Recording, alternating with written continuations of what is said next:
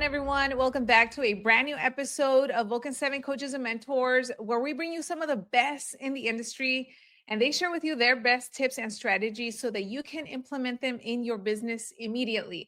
Now, with that being said, I'm just going to go ahead and bring on today's guest who has a jam-packed session. Brian Eisenhower, welcome. Hey there, how's it going? Great to be here. Yes, we're so excited that you're on today's episode. Before we get started on today's topic, which is going to be about real estate team lead distribution and, all of the unique ways and approaches that you guys do it, I love for you to share with the audience a little bit about your background so that we can get to know you a little bit more. Sure. Yeah, I've been in the business about 35 years. Started out, my dad was a broker for 50 years and I had I have to go way back to when I was in production and selling, but I, sold a lot, ran, a pretty big real estate team in the 90s before they were kind of a big thing. And then ultimately got into brokerage management and ownership and, I've opened many different real estate brokerages, still own some, have a lot of mortgage companies, title companies, insurance companies, all, as integrated services around brokerages. And I've done a lot of coaching and training throughout my career. And along the way, I started a coaching and training company. And we generally specialize in coaching.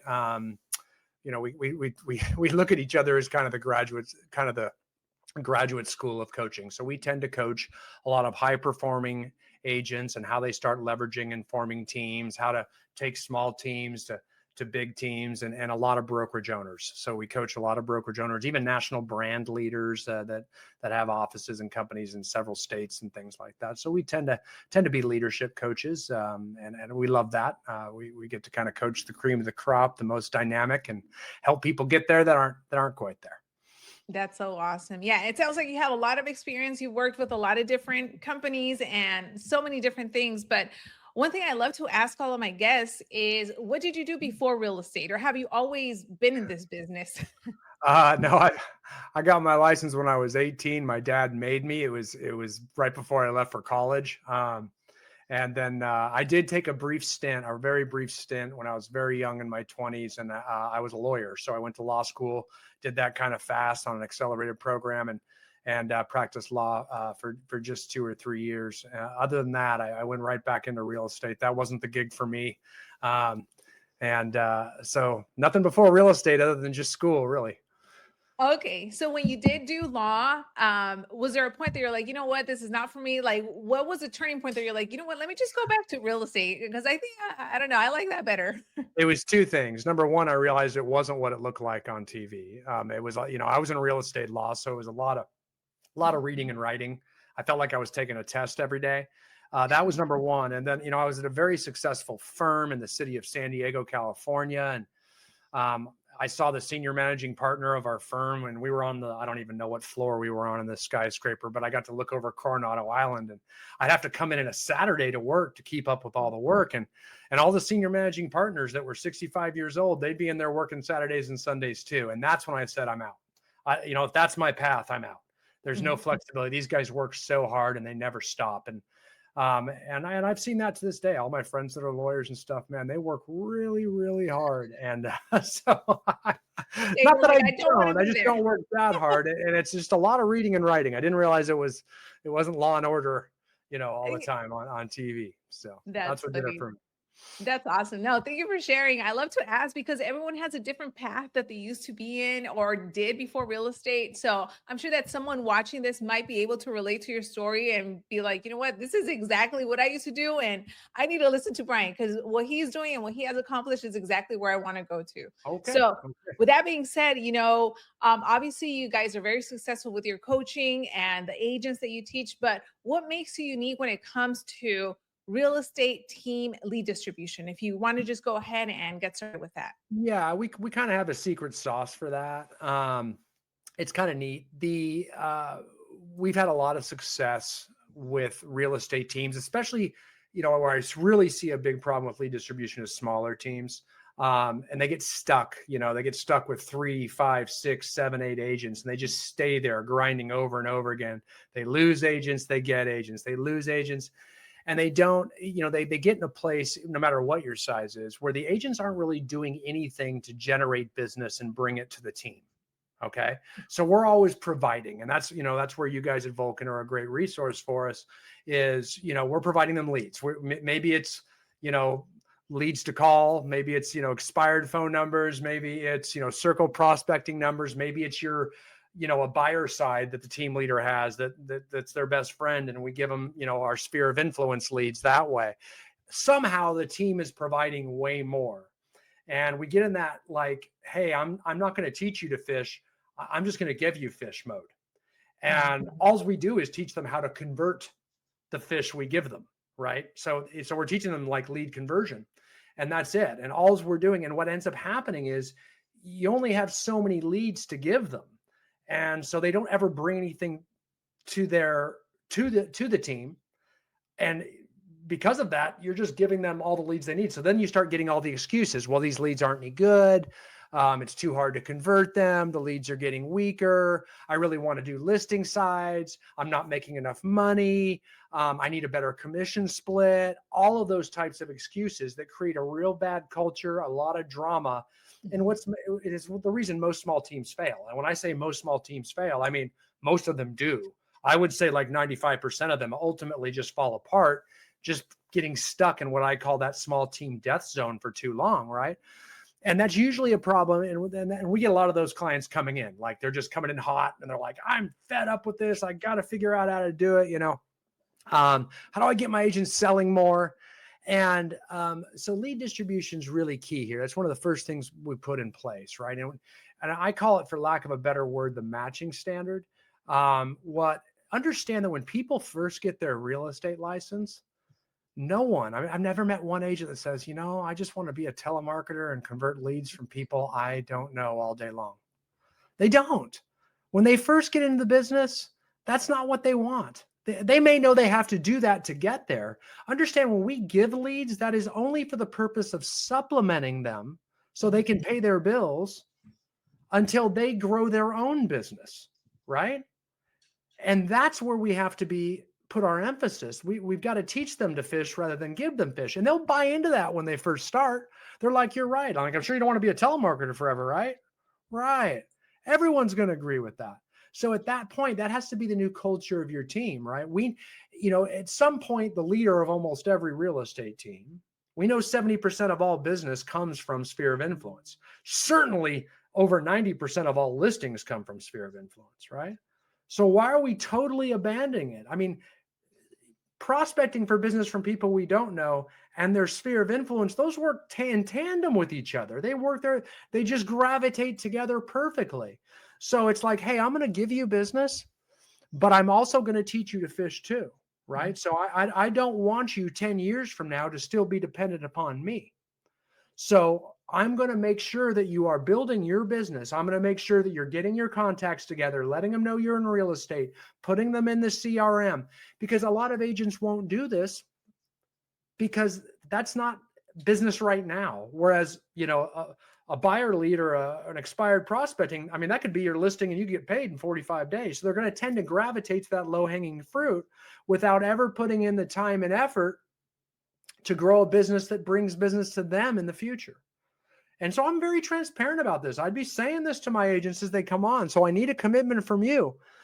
In fact, it's so much so that our entire chief criteria for lead distribution is based upon this, right? We're going to not just be tracking how many pendings you have and how many closings you have. We're going to be tracking how many of your closings came from leads provided by the team versus leads you generated from your own sphere of influence, from people you know. And we're going to make a commitment to you right now. We're always going to stay ahead of you. We're going to match you and then some. That's why we call it the matching standard, right? So what's going to happen is now my leads are going to go a lot longer way, right? And I'm going to be forcing them, if they want more leads from me, then they're going to have to generate more from their own SOI. And I'm always just going to stay ahead. And I'm always going to stay ahead. And you're going to see very few agents ever get to a point where you can't match them. You know what I mean? Like, oh my gosh, they're all generating so much from their sphere. They're bringing so much business from outside the team into the team that we're making so much money as team leaders that I can't stay ahead of them. It very rarely happens. It's like 1 out of every 20 agents, but I have a solution when that does happen too. Don't worry. But we always want to stay ahead of them. That way we're forcing them if they want more leads, if they want better leads, to actually grow their own businesses. And they'll all buy into this to a man, especially when you start. It's a little hard when you introduce it, especially if you've got a bunch of codependent agents, right, that are just dependent on you all the time. But I'm not going to get into that. But when you do come into the company, we do show you how to do that without blowing up your whole team and getting everybody mad. It's kind of a process. Too much for this podcast. Yeah. But don't worry, it can be done. If you're freaking out and you want to tune out right now, it can be done. So understand what we're going to do is we're going to distribute that. And so we have to have clear dashboards. We have to have team meetings every week where we're explaining, we're not just rewarding that one, telemarketer that can just slay, and then they can just, they can just convert any buyer you give them and they close 40 deals a year. And they just think they're the best. They're going to ask for better splits. They're going to do all that kind of stuff. And I've seen this in my brokerage before, right? They get so arrogant with their ability to convert leads. They forgot they aren't the one that generated them. So they ultimately ask for more and more and more and more and complain more and more because they think they're the greatest. Why should I even be here anymore? And I've seen it. They'll leave the team, and in my brokerages in the past, I'm like, a high producer just left the team. One of them is probably going to leave the office, because they can't coexist in my office together. So I want to make sure they all stay there. So I'll go ask the person that left first. I'll say, hey, great, man. I mean, you closed 40 transactions. Why would you leave that team? I'm curious. And they'll say, I'll say, how many of those did they give you versus you generate yourself? And they'll say, all of them. I generated them all myself. All 40 of them. I'm like, wow. And then I'll go to the team leader and say, hey, what happened? Why they lead you?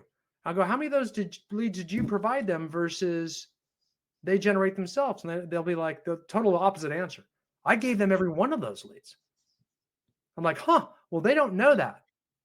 And guys, this is so common, it's unbelievable. Mm-hmm. That people don't know the difference between lead generation and lead conversion. That but for the team providing the lead, there's nothing to convert.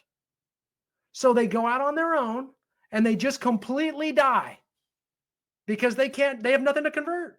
So then they start spending money on online lead sources, trying to generate it, no one holding accountable, no team structures behind them, and they struggle and they disappear and they just become low producers the rest of their life. Or they ultimately go to a different team that knows how to explain this difference and knows how to show them and teach them how to grow their own business and show them by proving to them how many of their transactions closed year to date on a weekly basis throughout the year came from the team versus themselves. They have to know where their bread's buttered so they appreciate where they're at. And number two, we have to show them that, hey, just because you closed a bunch of deals, you're not as valuable or getting rewarded any more than the guy that closed half as many of you, but brought in 10 from his own sphere of influence. That's what we really want to reward. We want to put the most reward and congratulations around the teams that are growing their sphere. They're getting off of the nipple quicker. They're moving on. They're growing their own business just like you did as team leader. And they're building it within the team. And that's the key here. And what happens when they get too high? It's so easy, guys. When they get super high, like all of a sudden, let's say they close 25 deals from their own sphere. If you get that 1 out of 20 agents that does that on your team, then guys, we got to stop thinking transactionally and thinking big picture. Just put them up on a higher split for their SOI because they're not going to want your leads. They're going to just want to close theirs. They're going to start saying, I don't want the team's 50-50%, split leads. I'm just picking numbers. Put them up on an 80-20. Put them up on a 70-30. Put them up on a 75-25. I really do not care. That's not what's important, right? And I see this so often with young prospecting teams where they just got a bunch of young agents that are all phone jockeys, work in a boiler room, and they never ever get off it, right? But if you do, and they can never recruit any producing agents because no one wants to work on a 50-50. Well, now you can. If you've got someone that has closed 15 deals at another firm or on another team from their own sphere of influence and they have that historical track record of production, it's very easy. Hey, why don't you come on over? You're going to get 80-20. on all your deals because you've actually reached a criteria I can't match you. And you can actually tell everyone on your team you're doing it. I want to reward that person. They're up on an 80/20. Yes, you don't make a ton of money off their 2, 3 deals, but they stayed with you. Mhm. And now they've shown the path for growth doesn't involve stepping off your team and going somewhere else, which is what happens on all small teams. They're just a stepping stone. Don't think they don't want to do this themselves or eventually not be on 50-50 splits. They do. But if you don't have a way for them to grow and kind of go out to pasture, so we're not making so much on them off transactions, then you'll start to see now these guys start to see, oh, wait a minute. So I can get an 80/20 if I start growing my SOI. So they're further incentivized. And guess what? It enables us because our leads go further. We can grow out more at 50/50s to protect our profit margin. Rather than having 5 agents, we can have 10 or 15, right? And now our margin goes up tremendously. We're always making higher production off those people that haven't earned their stripes yet, that haven't grown their business and shown us. And the 1 out of 20 that does, we don't try to make it, pigs get fat, hogs get slaughtered. We're not trying to like squeeze every teeny penny out of the people that are successful. And if you start having successful agents out there on that team, that does something else. All of a sudden, agents that are successful won't look at it as a demotion to go to your team. Because if you just got a bunch of boiler room phone jockeys, like most small teams do, that just provide leads 24/7, there's no self-respecting agent on their team that's going to publicly make a decision to go to your team to work with a bunch of newbies that can't work the phones. All you're doing publicly to all your peers is saying, I can't make it. I don't have enough money. I have to go backwards and demote myself. So no one's going to do it. It's just too much public shame. But if you have agents on your team that are selling at a high level and they're respected and everybody knows, oh my gosh, these guys sell quite a few transactions and their, SOI transactions are always higher priced, and all of a sudden they're respectful. Now other agents will start moving to you because you're bigger. We got to stop thinking about having this tight culture where everybody does the same thing, or you're going to be small and tight and you're always going to do the same thing you're doing right now. The larger teams that have massive profit margins that can start opening mortgage companies and property management companies or brokerages or whatever they're trying to do, we need to do it to get the team leader out of production so that not so much of the profit is depending on that team leader's own production. We have to grow to get there. We have to get enough. Stop trying to get your 5 agents to do it themselves. You'll squeeze them to death until you squeeze them right through your fingers. So we have to actually do that. And the way we do it is we actually create an entire lead distribution system, an entire culture where we're going to teach you to fish. Everything's rewarded by it. We determine which leads go to which people based on how much they're generating themselves, which is totally fair. No one can argue with that one. It won't be based on seniority. It won't be based on who's favorites. They won't be fighting over leads because they can totally earn it. Like, I can't give you any more leads, Janet. I mean, John over here has brought me 10 transactions from his own sphere. I got to stay ahead of that guy. Everybody sees that. You do the same for me. How can I help you build your sphere? Now we've got them refocused back on what they need to be doing to grow their business rather than complaining all the time. So pretty neat culture. Yeah, I mean, you have said so many things that I have taken down notes.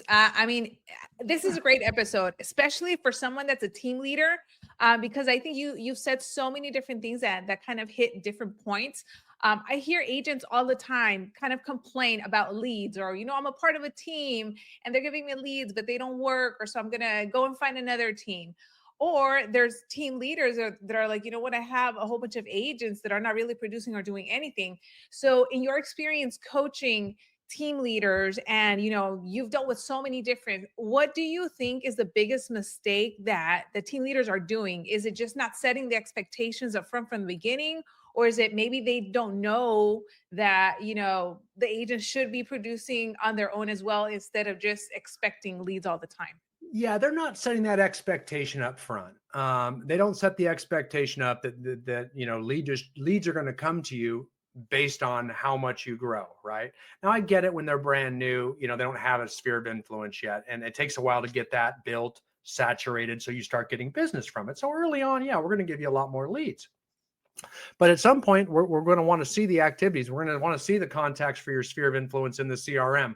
We're going to see you doing marketing activities to actually to grow and cultivate and generate business from your sphere of influence. We're going to want to see those activities. We want to weave those in to measurable, key performance indicators that we are tracking to make sure that they're doing the things to grow their SOI, not just convert leads we provide them. So it's very important that becomes part of our culture, so that we, otherwise it's like, hey, why don't you guys ever do what I did? Well, where team leaders fail is they get very mad. I wish these guys would just have the urgency and the motivation I had. I'm like, no, you don't.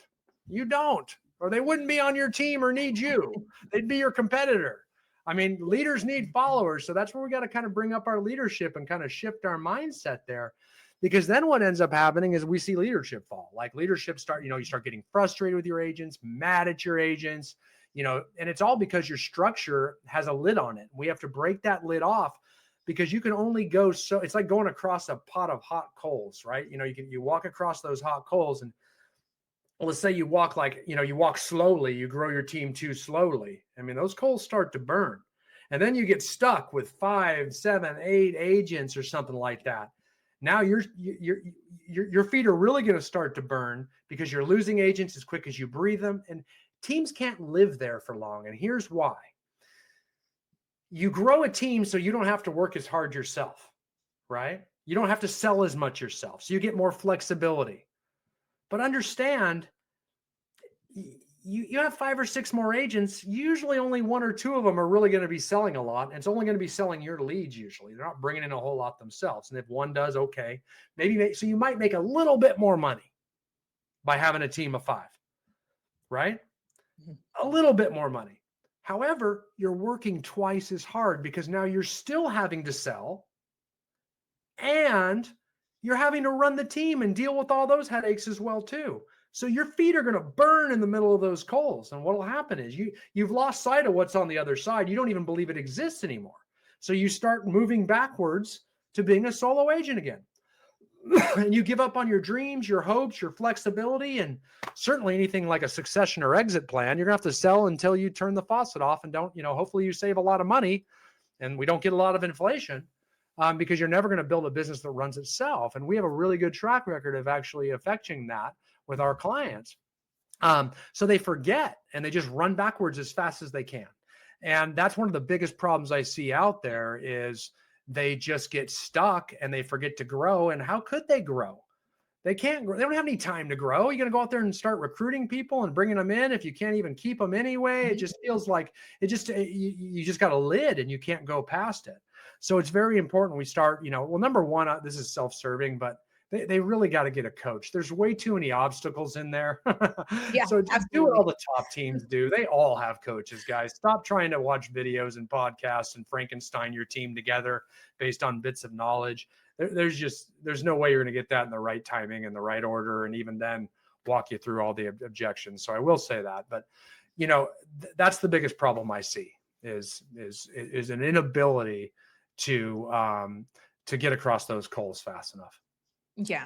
And I know that after watching this video, there's probably going to be a lot of team leaders and agents that are going to be like, you know what, I need to talk to Brian, because I'm going through all of these situations that you explained that we might need another episode to talk about. But what is the best way that they can reach you? And then also, do you also help team leaders kind of structure how to select agents to bring on to their team and which ones to turn away and things like that? Oh, sure. Yeah. That we definitely help a lot with recruiting and the selection process and how to recruit by attraction and things like that. Certainly, how to target recruiting. That's what gets you across the coals. So we have to be good at that. I'm whether you're a brokerage or a team leader or whatever you're doing there. So we're all things growth. We're all things growth. The way to get a hold of me is real easy. I mean, you can go to eisenhowercoaching.com. You see how my name's spelled. It's a little different than a lot of people know. It's right on the screen in front of you. Eisenhower Coaching, ICENHOWER. Go to coaching.com. You can schedule a free coaching appointment. And I've got, and if you talk to the coach that gets on there with you and say you want to talk to me too, just do it. But there's a coaching filling form out there. I'll pick it up. I don't coach myself. I don't even run my company anymore. I've got a CEO and a COO that run that. So I got all kinds of time. You want to talk to me personally, just put on there, I want to talk to Brian, and I'll make sure I do it. It's no problem. Although our coaches are all very, very good themselves too. And we'll sit there and talk to you about what we can do for you. And it's no obligation, doesn't cost you anything. And we'll go from there. It's real easy. Awesome. Well, Brian, thank you so much for hopping on today's episode. You dropped so many great nuggets and knowledge that I know a lot of the agents are they're probably gonna have to rewatch this a couple of times. Just like you said, you need a coach. You need someone to guide you. Don't try to figure this all yourself or watch all these YouTube videos because it doesn't work that way. If you want to succeed at a high level. There you go. Success leaves clues. It's up to you to pick them all up. That's for sure. Yes. All right. Well, Brian, thank you so much once again for being here on this episode. And everyone else, we'll see you on the next one. Bye.